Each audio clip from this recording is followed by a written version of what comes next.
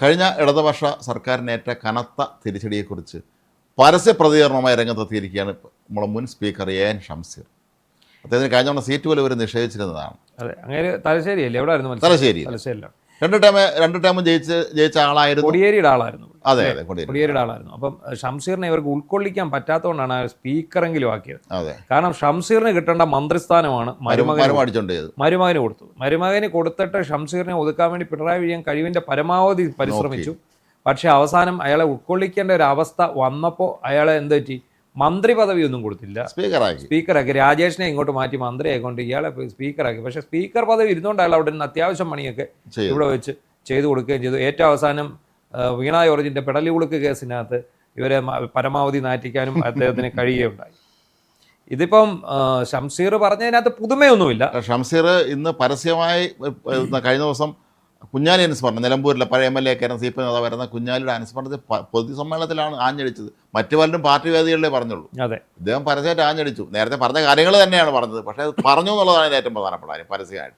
അപ്പോൾ ഇത് തന്നെയാണ് ഒന്ന് വെള്ളാപ്പള്ളി നടേശന്റെ വിഷയം തന്നെയാണ് ഒരെണ്ണം. ഒന്ന് ശബരിമല ആഗോള അയ്യപ്പ സംഗമം നടത്തി അവിടെ മറ്റേ യോഗി ആദിത്യനാഥിന്റെ സന്ദേശം വായിച്ചു. മറ്റേ ഏറ്റവും പ്രധാനപ്പെട്ടത് തളിപ്പറമ്പിലെയും പയ്യന്നൂരിലെയും സ്ഥാനാർത്ഥി നിർണയത്തിൽ വന്ന പാളിച്ച. ഇത്രയും കാര്യങ്ങളാണ് ഷംസീറും പറഞ്ഞിരിക്കുന്നത്. ഇപ്പോൾ ഓരോരുത്തരായിട്ട് ഇപ്പോൾ രംഗത്ത് വന്നുകൊണ്ടിരിക്കും. തോമസ് ഐസക്ക് കഴിഞ്ഞ ദിവസം വന്നിരുന്നു. തോമസ് ഐസക്ക് പറഞ്ഞത് എന്തുകൊണ്ട് പയ്യന്നൂർ ധനരാജ് രക്തസാക്ഷി ഫണ്ടിൻ്റെ വരവ് ചെലവ് കണക്ക് പബ്ലിക്കാക്കിക്കൂടാ എന്ന് അദ്ദേഹം ചോദിച്ചു. അപ്പം അങ്ങനെ ഒരു കീഴ്വഴക്കം പാർട്ടിക്കില്ല, ശരി. പക്ഷേ പാർട്ടി സംശയ നിഴലിൽ നിൽക്കുമ്പോൾ അത് പബ്ലിക്കാക്കിയ സംശയത്തിൽ നിന്ന് ഊരാനാണ് ശ്രമിക്കേണ്ടത് എന്നാണ് അദ്ദേഹം പറഞ്ഞത്. പബ്ലിക് ആക്കിയാൽ കുറച്ച് ബുദ്ധിമുട്ടായി പോകും. അതുകൊണ്ട് തന്നെയാണ് ഈ പാവപ്പെട്ട വി കുഞ്ഞകൃഷ്ണനെ ഇവരെല്ലാം അവസാനം പിടിച്ച് MLA ആക്കേണ്ടി വന്നത്. അതെ, അപ്പോൾ ഇവിടെ എന്താണ് സംഭവിച്ചിരിക്കുന്നത്?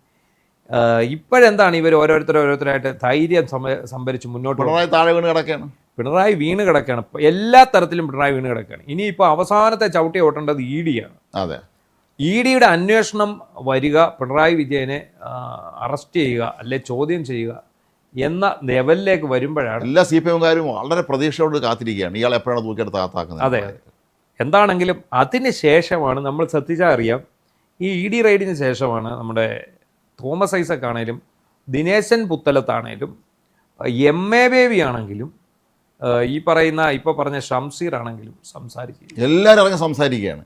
പാർട്ടിയുടെ ദേശീയ ജനറൽ സെക്രട്ടറി പോലും ആദ്യം ഈ പിണറായിയുടെ മകളുടെ വീട്ടിൽ റെയ്ഡ് നടത്തിയപ്പം അതിനെതിരെ അവിടെ പ്രതികരിച്ച ആളാണ് ഡൽഹിയിൽ. ആ ബേബി വരെ മറികടം ചാടി. മാത്രമല്ല, ഇവിടെ നിന്ന് കൊടുത്ത റിപ്പോർട്ട് അത് അങ്ങനെ അല്ല എന്ന് പറഞ്ഞ് ശരിയായ രീതിയിലുള്ള റിപ്പോർട്ട് ഇപ്പോൾ അവർ പുറത്ത് വിട്ടിട്ടുണ്ട്. അതനുസരിച്ച് ഇവർ കാണിച്ച മുഴുവൻ വൃത്തികേടാണ്. സംസ്ഥാന നേതൃത്വത്തിന് തന്നെയാണ് ഉത്തരവാദിത്തം എന്ന് കേന്ദ്ര നേതൃത്വം ശരിവെച്ചിരിക്കുകയാണ്. അതും ഇതിനകത്തല്ലേ വെബ്സൈറ്റിൽ പ്രസിദ്ധീകരിച്ചു. അതെ, അവർ വെബ്സൈറ്റിലുണ്ട്. അതല്ലാതെ ചോർന്നോയൊന്നും അല്ല, ഇത് വെബ്സൈറ്റ് കിടപ്പുണ്ട്. ആർക്കെങ്കിലും സംശയം ഉണ്ടെങ്കിൽ വായിച്ചാൽ കാണാം. അപ്പം ചുരുക്കി പറഞ്ഞാൽ എന്താണെന്ന് ചോദിച്ചാൽ ആദ്യമേ തന്നെ ഈ തോൽവി എന്ന് പറയുന്നത് അമ്പരപ്പിക്കുന്നതായിരുന്നു. അത് പറഞ്ഞു ഷംസീർ, ഇങ്ങനെ ഒരു തോൽവി പ്രതീക്ഷിച്ചില്ല, നമ്മൾ വിചാരിച്ച പോലെ അല്ല എന്ന് പറഞ്ഞു. അതെ, തോൽവി എന്ന് പറയുന്നത് അമ്പരപ്പിക്കുന്നതായിരുന്നു. ഞങ്ങൾ ഒരിക്കലും ഇതുപോലെ പ്രതീക്ഷിച്ചിരുന്നില്ല എന്ന് അവർ പറയുന്നുണ്ട്. അതിൻ്റെ ഏറ്റവും അടിസ്ഥാനപരമായ കാരണം ഒറ്റ കാരണമേ ഉള്ളൂ. ബാക്കിയൊക്കെ ഇതിൻ്റെ ഉപകാരണങ്ങളാണ്. ഇതിൻ്റെ മെയിൻ കാരണം പിണറായി വിജയൻ മാത്രമാണ്. പിണറായി വിജയനും കുടുംബവും അത് കുടുംബഭരണം നടത്തി. പിണറായി വിജയൻ മാത്രമാണ്. പിണറായി വിജയന്റെ തലയാണ് ഈ ബാക്കിയുള്ളവരെല്ലാം തല തെറിക്കാൻ കാരണമായി. അതെ, ഈ തല കാരണം ഒരുപാട് തലകളാണ്. അതെ, അതായത് ഒരുപാട് സായിപ്പന്മാരുടെ തലകൾ അരിഞ്ഞ എൻ്റെ പ്രിയ ഖഡ്ഗമേ എന്ന് പറഞ്ഞ പിണറായി വിജയന്റെ ഖഡ്ഗം കൊണ്ട് അയാൾ തന്നെ വെട്ടിക്കളഞ്ഞു. ഇയാളെ ഈ മുഖം മാത്രം ജനം കണ്ട് ജനത്തിന് വെറുപ്പ് തോന്നി. അതേസമയം VD സതീശന്റെ മുഖം കണ്ടാൽ ജനത്തിന് വെറുപ്പ് തോന്നില്ല. അവർക്ക് സന്തോഷമാണ്. ചിരിക്കുന്ന മുഖമാണ്, പൂക്കി മുഖമാണ്, ഒക്കെയാണ്. എന്തായാലും ഷംസീർ പറഞ്ഞത് ഈ ഒരു വേദിയിൽ ആരും ഇനി അങ്ങനെ പറയാൻ പാടില്ല എന്ന് പറഞ്ഞിരിക്കുന്ന സ്ഥലത്താണ് അദ്ദേഹം പറഞ്ഞിരിക്കുന്നത്. അതെ, കഴിഞ്ഞ തവണ MV ജയരാജനാണെന്ന് സൂചിപ്പിച്ചത് മാധ്യമങ്ങളോട്. എങ്കിലും പിന്നീട് അതിൽ തന്നെ അതെല്ലാം പിൻവലിക്കേണ്ടി വന്നു. MV ജയരാജൻ അതെ, MV ജയരാജന് പിൻവലിക്കേണ്ടി വന്നു. അതുപോലെ പുത്തലത്ത് ദിനേശൻ ഫേസ്ബുക്ക് പോസ്റ്റ് ഇട്ടു. പുത്തലത്ത് ദിനേശനെതിരെ ഇവർ തിരിഞ്ഞു. അങ്ങനെ കുറേ വിഷയങ്ങളുണ്ട്. എന്താണെങ്കിലും ഒരു കാര്യം ഉറപ്പാണ്, പാർട്ടിക്കുള്ളിൽ പിണറായി അതീവ ദുർബലനായിക്കൊണ്ടിരിക്കും. അത് തീർന്നു, പരിപാടി കഴിഞ്ഞു. ഇനി ഇയാൾ ആരും ഭാവിക്കില്ല ആ പാർട്ടിക്കകത്ത്. അത് തന്നെയാണ് സംഭവിച്ചിരിക്കുന്നത്. കാരണം നമ്മൾ ഏത് മനുഷ്യനാണെങ്കിലും നമ്മളെ നിരന്തരം നമ്മളെല്ലാവരും ചവിട്ടി ഒതുക്കി വയ്ക്കുന്ന ഒരു വ്യക്തി, അയാൾ താഴെ വീണ് കിടന്ന് ആരും തിരിഞ്ഞു നോക്കില്ല. നമ്മൾ പറഞ്ഞു കേട്ടിട്ടില്ലേ സ്റ്റാലിൻ റഷ്യയിൽ ഇത്രയും വലിയ ഏകാധിപത്യം സ്റ്റാലിൻ രാത്രി വളരെ വൈകോളം നടന്നൊരു പാർട്ടി മദ്യപാന പാർട്ടി എല്ലാം നടത്തിയ ശേഷം എല്ലാവരും പിരിഞ്ഞു പോകും പുലർച്ചയായി. ഉച്ചയായിട്ട് ഇയാൾ മുറിയിൽ നിന്ന് പുറത്തു വരുന്നില്ല എന്ന് നോക്കാൻ ചെന്ന സഹായികളാണ് ഇയാൾ സ്ട്രോക്കായിരുന്നു, ഇയാൾ തറയെ വീണ് കിടക്കുന്നതാണ്. അപ്പോൾ അവർ ചെയ്തത് പെട്ടെന്ന് തന്നെ ഇയാളെ ഏറ്റവും അടുത്ത അനിയായ ബെറിയ എന്ന് പറയുന്ന അയാളെ വിളിപ്പിച്ചു, അയാൾ വരുത്തി. അയാൾ വന്നിട്ട് പറഞ്ഞ കാര്യം ഡോക്ടറെ പതുക്കെ വിളിച്ചാൽ മതി എന്നാണ്,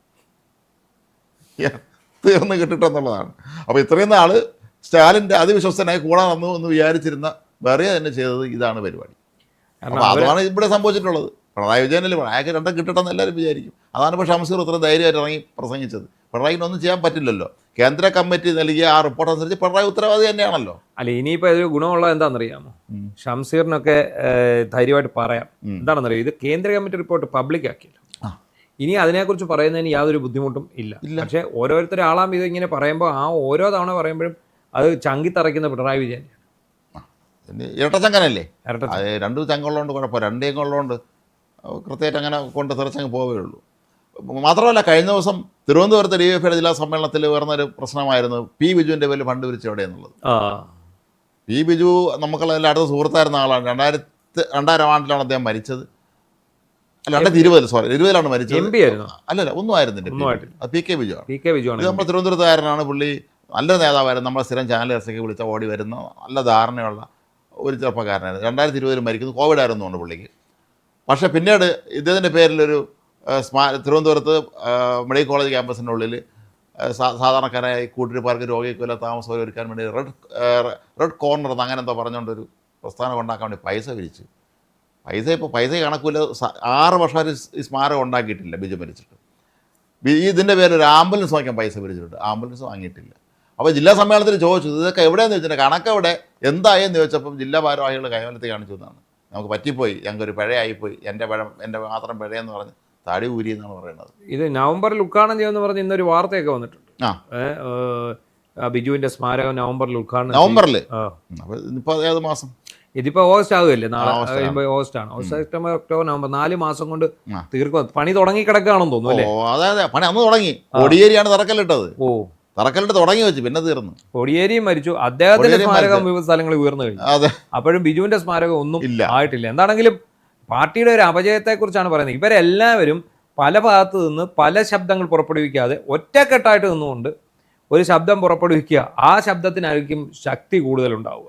ഡൽഹിയിൽ ചെന്ന് അവിടെ ചെറുപ്പക്കാരെ കൂടെ നിന്ന് തുള്ളിച്ചാടി അവർ ചെയ്ത സമരത്തിന് ക്രെഡിറ്റ് അവകാശപ്പെടും പോലെ തന്നെ ഇവിടെ അവർക്ക് ഇറങ്ങാം.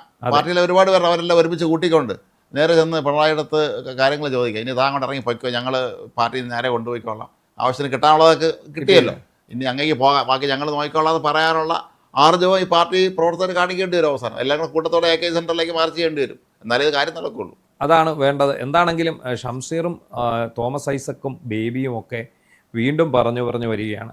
എന്തായാലും പിണറായി വിജയൻ അതീവ ദുർബലനായി എന്നുള്ളത് പാർട്ടിക്കാർക്കിടയിൽ നല്ല ഫ്ലാഷ് ആയി കഴിഞ്ഞു.